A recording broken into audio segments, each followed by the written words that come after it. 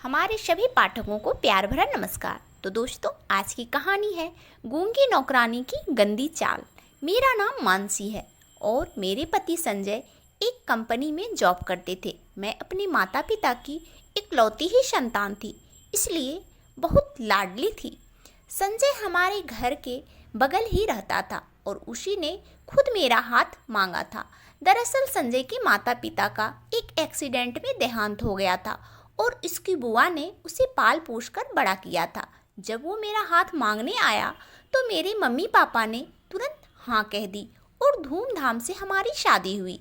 शादी के कुछ दिनों बाद ही मैं संजय के साथ दिल्ली में आ गई। वो एक अपार्टमेंट में 5वीं मंजिल पर रहता था। यहाँ आने के बाद हमने हमारा फ्लैट बहुत अच्छे से सजाया था। संजय मुझसे बहुत प्यार करता था और मेरा ख्याल भी रखता था। वो मन से बहुत साफ इंसान था। 2-3 महीने ऐसे ही हंसते खेलते निकल गए। कुछ समय बाद मैं प्रेग्नेंट हुई और ये सुनकर संजय बहुत खुश हुआ। उसी दौरान उसका प्रमोशन भी हो गया और अब वो और ज़्यादा व्यस्त रहने लगा। मैं दिन भर काम करके और ज़्यादा थकने लगी थी, इसलिए हमने एक मेड रखने की सोची और यहाँ ज़्यादा किसी से पहचान न होने के कारण हमने बिल्डिंग के सिक्योरिटी गार्ड से एक मेड ढूंढने को मदद मांगी। कुछ दिनों बाद उसने एक औरत को हमारे फ्लैट में, जिसका नाम दीपा था, उसने बताया कि वो बगल वाली बिल्डिंग में 2 और जगह काम करती है और उसे 2 बच्चे हैं और पति रिक्शा चलाता है। इससे ज़्यादा और उसके बारे में जानने की आवश्यकता मुझे नहीं लगी। दीपा सुबह 8 बजे आती और घर के सारे काम निपटाकर 10 बजे तक चली जाती थी। जब वो काम पर आती तो संजय की भी ऑफिस जाने का समय रहता था, इसलिए मैं अधिकतर संजय के साथ नाश्ता और टिफिन बनाने में किचन में लगी रहती। धीरे धीरे दीपा घर के सदस्य की तरह बन गई। अब वो मुझे छोटे मोटे कामों में भी मदद करने लगी और अब मॉर्निंग सिकनेस के कारण मेरा भी जी मिचलाता था और खाना बनाना मेरे लिए मुश्किल हो जाता था। मेरी ऐसी हालत देखकर दीपा एक दिन मुझसे कहने लगी कि मैडम, मेरी एक छोटी बहन है, बेचारी गूंगी है, इसलिए उसकी शादी भी तय नहीं हो रही। अगर आपको कोई दिक्कत ना हो तो आपकी डिलीवरी होने तक उसे खाना बनाने और बाकी कामों के लिए रख लीजिए। आप अपने हिसाब से उसे तनख्वाह दे देना। सुबह वो मेरे साथ आ जाया करेगी और शाम को मैं उसे लेने आ जाया करूँगी। मुझे और संजय को उसकी बात ठीक लगी और हमने हाँ कह दी। दूसरे दिन दीपा अपने साथ एक 22-24 साल की लड़की लेकर आई। उसका नाम अंजू ऐसे बताया। वो देखने में सुंदर थी पर वो गूंगी थी। ऐसे बताने पर मुझे उस पर दया आने लगी। उसे देख मैं सोचने लगी कि भगवान ने उसके साथ कितना अन्याय किया है। अंजू हमारे घर खाना बनाने का काम करने लगी। वो सभी काम बड़े ही अच्छे से और समय से पहले कर लेती थी। उसने मुझे कभी शिकायत का कोई मौका नहीं दिया। मेरा भी बहुत ख्याल रखती थी और मैं और संजय उसके काम से काफ़ी खुश भी थे।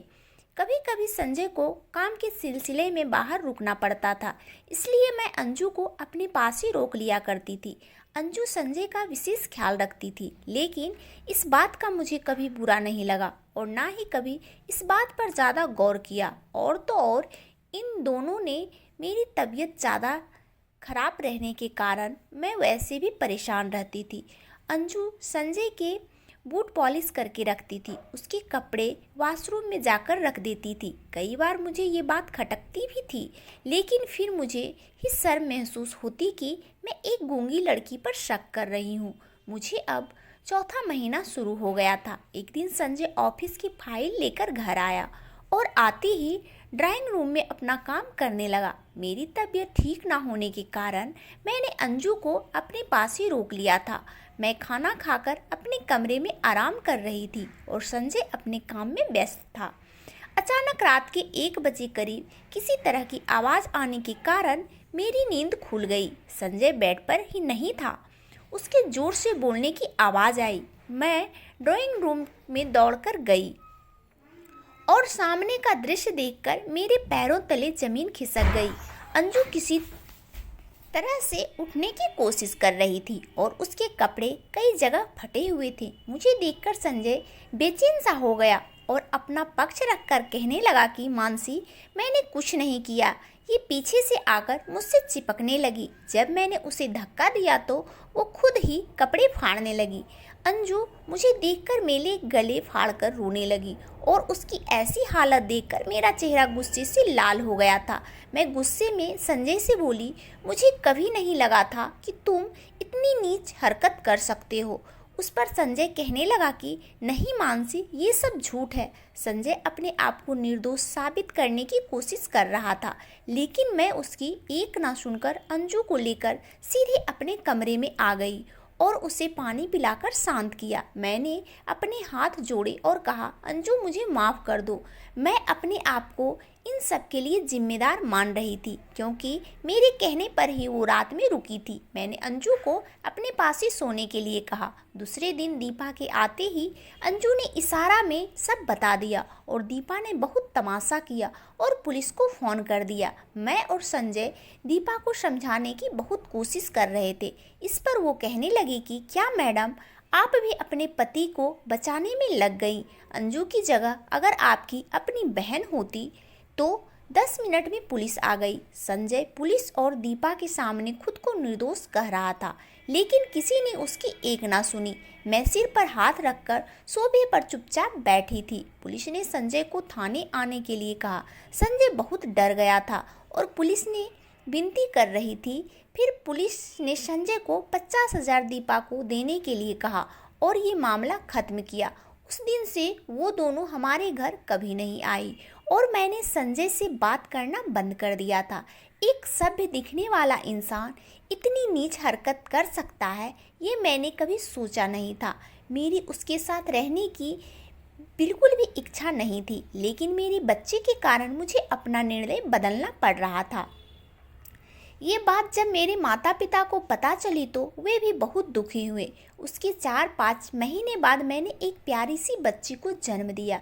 इन 5 महीनों बहुत शारीरिक और मानसिक कष्ट झेला। मेरे माता पिता मेरे पास रहने लगे थे और मेरे बच्चे का ख्याल रखने लगे। संजय भी मेरा बहुत ख्याल रखता था, लेकिन उसने अंजू के साथ जो कुछ किया वो मैं शायद कभी भूल ना पाऊँ। 2 महीने बाद जब मेरी तबीयत ठीक होने लगी तो मैं डॉक्टर की सलाह से बाहर पार्क में घूमने जाने लगी। वहीं मेरी स्कूल की सहेली दिव्या मुझे एक दिन मिली। एक दिन ऐसे ही बोलते बोलते उसने मुझसे कहा कि मैंने घर काम के लिए एक लड़की रखी है, बेचारी गूंगी है। मैं डर गई, फिर बड़ी हिम्मत करके कहा, क्या नाम है उसका? अंजू, मेरी मेड की बहन है। दिव्या की बात सुनकर मुझे थोड़ा डर लगने लगा। मैं सोचने लगी कि अगर दीपा ने दिव्या को मेरे पति के चरित्र के बारे में पता चला तो वो क्या सोचेगी। इसलिए उस दिन से मैंने दिव्या से बात करना बंद कर दिया था। मैं उसका फ़ोन तक नहीं उठाती थी। समय ऐसे ही बीतता जा रहा था। एक दिन मुझे मेडिकल में दिव्या मिली। उसके चेहरे पर किसी तरह का टेंशन था। वो बस औपचारिकता के नाम पर 2-3 शब्द बोलकर चली गई। फिर कुछ दिनों बाद वो मुझे पार्क में मिली। उसके चेहरे से वो बहुत बीमार और नाराज़ दिख रही थी। पहले तो उसने मुझे टालने की कोशिश की, लेकिन मेरे बहुत पूछने पर वो मेरे गले लगकर रोने लगी और फिर उसने सारी सच्चाई बताई। उसकी बातें सुनकर तो मैं हैरान थी। उसने जो कुछ बताया वो सब मेरी कहानी से हूबहू मिल रहा था कि उसने मुझे अंजू को फोटो दिखाया। धीरे धीरे मेरी समझ में अब सब आ रहा था। मैंने भी उसे मेरे साथ जो कुछ हुआ वो सब बताया। मेरी बातें सुनकर वो भी सोचने लगी कि दोनों के साथ एक जैसा ही कैसे हो सकता है। मैंने दिव्या से कहा कि मुझे ये सब बताने में बहुत शर्म महसूस हो रही थी, लेकिन अगर मैं तुम्हें पहले से ये सब बताती तो तुम्हारे साथ ये सब नहीं हुआ होता। लेकिन जो कुछ हुआ उसे कोई बदल तो नहीं सकता ना। और इसी वजह से दीपा और अंजू का सच सामने आ गया था और हमने अब फैसला किया था कि अंजू का सच क्या है ये हम दोनों जानकर ही रहेंगे। हम दोनों अब दीपा और अंजू के बारे में जानकारी इकट्ठा करने में लग गई और जिसमें हम काफ़ी हद तक कामयाब भी हुए। एक दिन हम दीपा के घर पहुँचे। वहाँ देखा तो कुछ औरतें पानी भर रही थी और लड़ रही थी। एक औरत कह रही थी कि तुम दोनों बहनें अपने आप को क्या समझती हो? जब देखो तो लड़कर पहले पानी भरकर ले जाती हो। उस पर दूसरी औरत की आवाज़ आई कि खबरदार, कोई आगे आया तो मुझसे बुरा कोई नहीं होगा। मैं और दिव्या ये सब देखे जा रहे थे और जब हमने उस औरत को ध्यान से देखा तो हम सन्न थे, क्योंकि वो औरत और कोई नहीं, अंजू थी। दिव्या ने मेरा हाथ पकड़ा और मुझे गली से बाहर ले आई और कहने लगी कि देखा, ये अंजू गूंगी नहीं है, कैसे लड़ रही थी वो। इसका मतलब ये सब इन दोनों का ही प्लान था। दिव्या का चेहरा गुस्से से लाल हो रहा था। उस पर मैंने कहा, उन दोनों ने हमें लूटा है और तो और अपनी गिरस्ती में भी आग लगाई है। इसके लिए इन्हें कभी हम माफ़ नहीं करेंगे। उन्होंने हमारी नज़र में हमारे पति को नीचा दिखाया। आज तक मैंने संजय को माफ़ नहीं किया था। शादी के बाद एक लड़की को जैसा पति चाहिए होता है, मुझे बिल्कुल वैसा ही पति मिला। लेकिन इनके कारण जिस समय मुझे संजय की सबसे ज़्यादा ज़रूरत थी, उसी समय इन दोनों ने उसे मुझसे दूर कर दिया। मैं उन्हें कभी माफ़ नहीं करूँगी। दिव्या भी कहने लगी कि तुम सही कह रही हो, मैंने भी अपने पति का बहुत तिरस्कार किया। अच्छा हुआ कि मैं मायके नहीं गई, वरना सब कुछ बर्बाद हो गया होता। इन्हें सबक तो सिखाना पड़ेगा, लेकिन कैसे? मैंने पूछा। इन्हें पुलिस के हवाले कर देते हैं। तब दिव्या ने मेरा हाथ पकड़ा और कहा कि पहले हमें इनके खिलाफ सबूत इकट्ठा करने होंगे। अगर हम सीधे ही थाने पहुँचे तो ये हमें ही कह देगी कि हम झूठ बोल रहे हैं और हमारे पतियों को इस मामले में फंसा देगी। और ये बात जब सबको पता चलेगी तो उनकी कितनी बदनामी होगी। हम घर चलते हैं और देखते हैं आगे क्या करना है।